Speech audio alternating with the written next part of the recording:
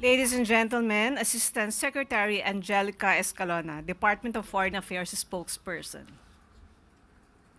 Magandang umaga po sa inyong lahat. The President will be participating in the 47th ASEAN Summit and related summits, all happening in Kuala Lumpur, Malaysia, from October 26 to 28, 2025. The President will be joined by leaders of other ASEAN member states, ASEAN dialogue partners, and international organizations at the invitation of Malaysian Prime Minister Dato Seri Anwar Ibrahim, who serves as this year's ASEAN chair. The summit is a mechanism for leaders to provide policy direction for ASEAN, build consensus on matters of mutual interest, and exchange views on key regional and international issues. The President is expected to attend 14 leaders-level meetings and 3 signing ceremonies. Some of the meetings that the President will attend are shown on the screen. Next, the President will be signing the declaration on the admission of Timor-Leste into ASEAN as its 11th member. He will also witness the signing of the second protocol to amend the ASEAN Trade in Goods Agreement, or ATIGA, and the ASEAN-China Free Trade Area 3.0 upgrade. In all these engagements, the President will advance Philippine interests in ASEAN by strengthening security and stability, enhancing economic cooperation, and broadening engagement with dialogue partners. The leaders are also expected to discuss various global issues that impact the region and beyond. These include the situation in Myanmar, the economic uncertainty, and other geopolitical and geoeconomic challenges that affect the region. Next, to date, there are 80 outcome documents that are expected to be issued, adopted, or noted during the summits. Some of these documents are shown on the screen. The President will likely have a number of bilateral meetings with his counterparts at the sidelines of the summits. Finally, during the last day of the summit, on October 28, there will be a closing and handover ceremony of the ASEAN chairship from Malaysia to the Philippines. Building upon the success of previous ASEAN chairs, the Philippines will take this opportunity to introduce how we will steer the future of the region and beyond by galvanizing community building efforts during our chairship. Thank you. Questions from the MPC? And the FOCAP. First, Maricel Nalili, TV5. Good morning. Bilateral meetings with what particular countries? These are still being confirmed. It will be announced in due course, several of them. So how many, do we have a rough estimate? And no, some are still for confirmation, so several. Okay, Yes. thank you. Marie Sumali, GMA News. Hello po, ma'am. You mentioned a while ago about the geopolitical issues that will also be advanced by the Philippines in this ASEAN Summit. Given the ongoing tensions in the West Philippine Sea getting more intense, does the Philippines plan to raise specific incidents or concerns during the summit? And what concrete outcomes does the Philippines hope to advance at this summit, especially with regards to the progress of the Code of Conduct? Okay, I cannot preempt what the President will say at the summit, but broadly speaking, peace and security, maritime cooperation are among the topics that will be discussed. As regards the Code of Conduct, well, as the incoming chair, the Philippines will work with ASEAN member states and China for the conclusion of an effective, substantive, and legally binding code of conduct in the South China Sea. And a follow-up, ma'am, you also mentioned that, of course, the chairmanship will be turned over to the Philippines in this specific summit. As the Philippines prepares to chair the ASEAN in 2026, what transitional agenda items will Manila highlight at this summit? Can you mention? No, I can only mention the broad areas that will be discussed during the summit, which is, as I mentioned, peace and security, maritime cooperation, economic integration, people-to-people connectivity, climate change, among others. Thank you, ma'am. Next question from Chloe Hufana, Business World. Good morning, ma'am. With the 80 expected outcome documents, what are the key Philippine diplomatic priorities and economic priorities po?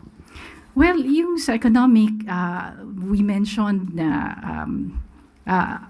yung signing ng 2 agreements. I think that is very important. Yung sa ATIGA at saka yung sa ASEAN-China Free Trade Agreement 3.0 update. So that is very important.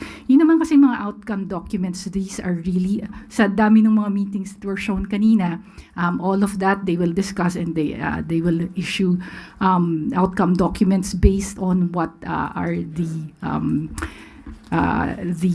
issues between those who are meeting. So, ang importante sa atin, ito actually, yung Declaration of Admission of Timor-Leste, itong yung sinabi kong 2 economic agreements, and of course, our chairship of ASEAN, the Handover. Thank you, ma'am.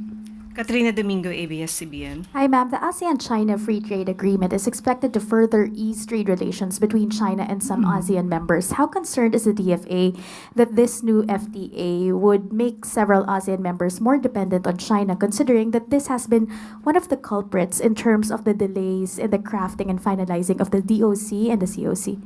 Yung sa ibang area yon. So when we talk about our relations with China, West Philippine Sea is not the sum total of our relations with China. So we do cooperate with China on other areas, including on the economic pillar of ASEAN. So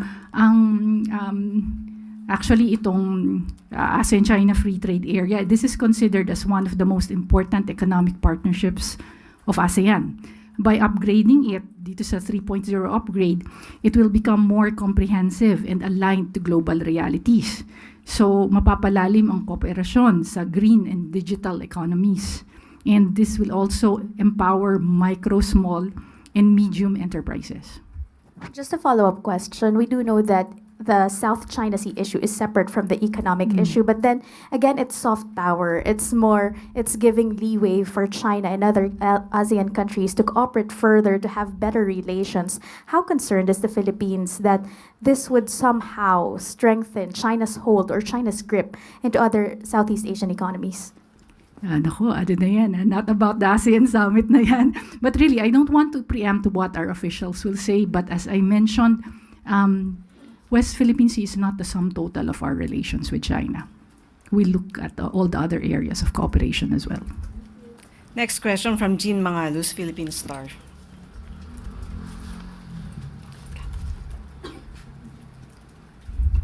Hi.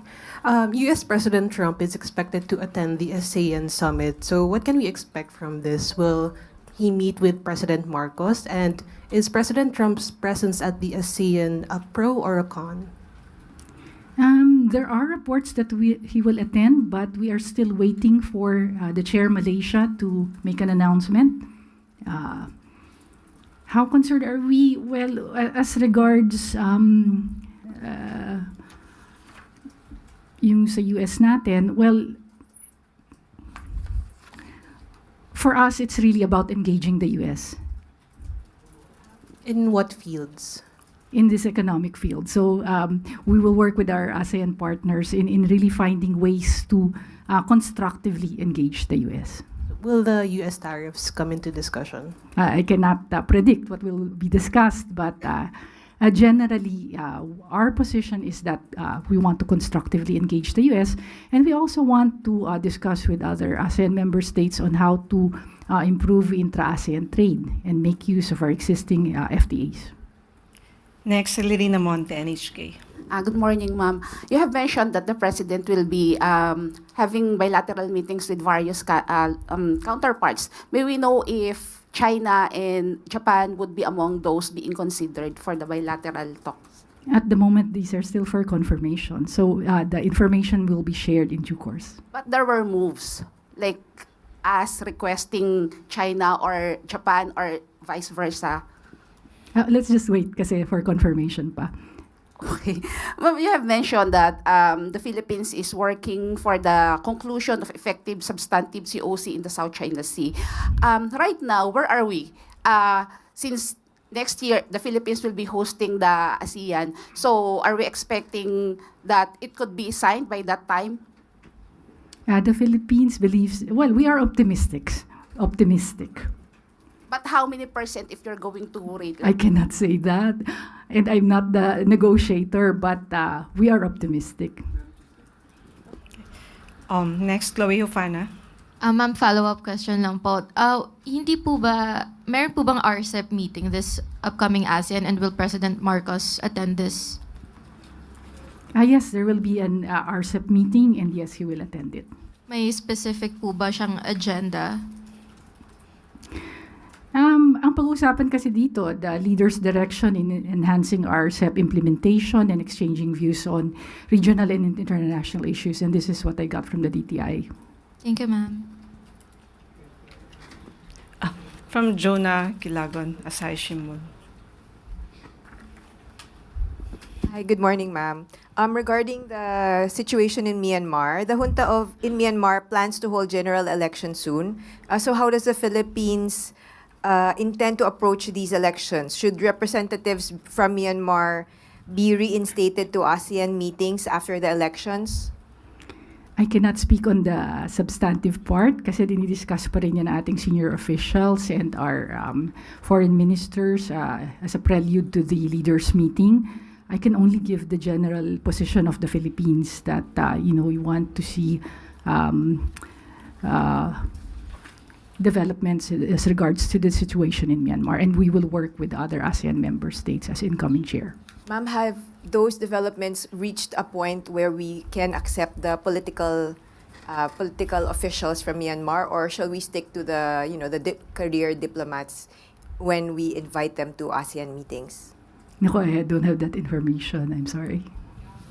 Do we have information about who from Myanmar will be attending the summit meeting? At the moment, I don't, but I can later give you the contact person of, if the press needs someone to reach out to in Kuala Lumpur, we can share it.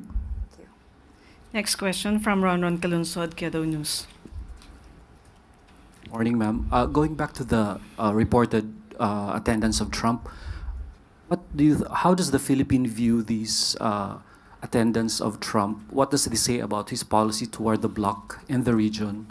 And in light of China's growing influence in the region, and can the Philippines leverage on this policy, knowing that we have a complicated relationship with China because of our dispute on the South China Sea? I cannot preempt what our officials will say on that. I cannot speak on the policy side so much. But as I mentioned, we welcome partnership of the United States as one of our more important dialogue partners in ASEAN. We can wait for what our senior officials will say, again, as a prelude to the summit itself. Okay. If there are no more questions, may we get a closing statement from ASEC Escalona? Thank you very much, everyone, and we hope that there will be good coverage of the turnover ceremony, and after the turnover ceremony, there will actually be a launch of the Philippines ASEAN chairship, and there will be a more detailed press briefing on the Philippines chairmanship of ASEAN in 2026. That's why I cannot preempt what the officials will say during those briefings. Thank you. Thank you, Assistant Secretary Angelica Escalona. Thank you, Malacanang Press Corps. Thank you.